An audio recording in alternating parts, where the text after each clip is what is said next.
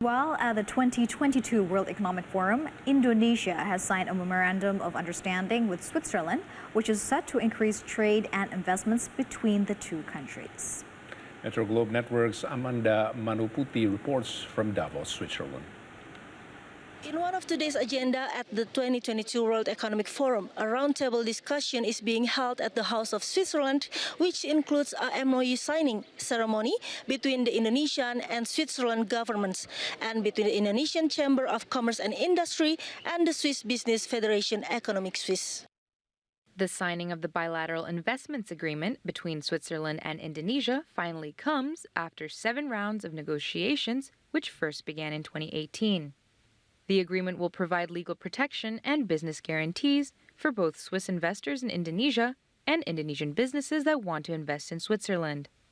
This bilateral investments agreement will complement the Indonesia and European Free Trade Association Economic Partnership Agreement, which has opened up trade opportunities between Indonesia, Iceland, Norway, and Switzerland by significantly reducing trade tariffs between the 4 countries. Meanwhile, this bilateral investments agreement will extend the previous cooperation, which was first signed in 1974, but ended in 2016. Yang pertama, tadi kami tanda tangani perpanjangan perjanjian kerjasama antara pemerintah Indonesia dan Swiss yang mana dilakukan sejak tahun 74 dan berakhir itu pada tahun 2016. Dan tapi karena ada beberapa poin-poin yang masih harus negosiasikan dan hari ini alhamdulillah kita bersyukur bisa kita tanda tangani. Poin-poin dalamnya pertama adalah menyangkut dengan perdagangan. Yang kedua adalah menyangkut dengan On top of a bilateral investments agreement between the Swiss and Indonesian governments, another MOU was also signed between the Indonesian Chamber of Commerce and the Swiss Business Federation Economic Suisse. One of the main points in the MOU is the promoting of trade and investments between Switzerland and Indonesia, and the increasing of commercial and industrial ties between the two countries. After being interrupted in 2016, investment and trade were the main points in the agreement that had been signed today by Indonesia and Switzerland.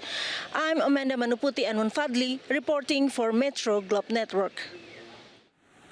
The 7th session of the Global Platform for Disaster Risk Reduction Meetings and Conference is holding in Indonesia's Bali. The event brings together governments, the UN system, and key players to share knowledge and trends in reducing disaster risk. As a nation that is highly disasters, Indonesia offered to the meetings the concept of resilience as a solution to mitigate all forms of disasters, including pandemic. All nations are expected to commit and be serious in implementing the UN's Sendai framework for disaster risk reduction. That's established in 2015. The president of the UN General Assembly, Abdullah Shahid, says that since the Sendai framework has been established, 129 countries around the world have put this concept into their disaster risk-related development plans, and over 20 UN agencies have reported back on the progress.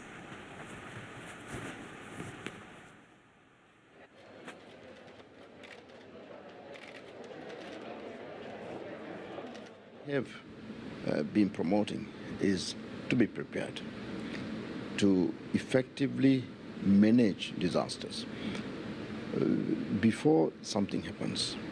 If we can be prepared for it, if we can do the preventive work before, then the amount of loss of life, loss of economic wealth, and the amount of grief that we would have to do is limited.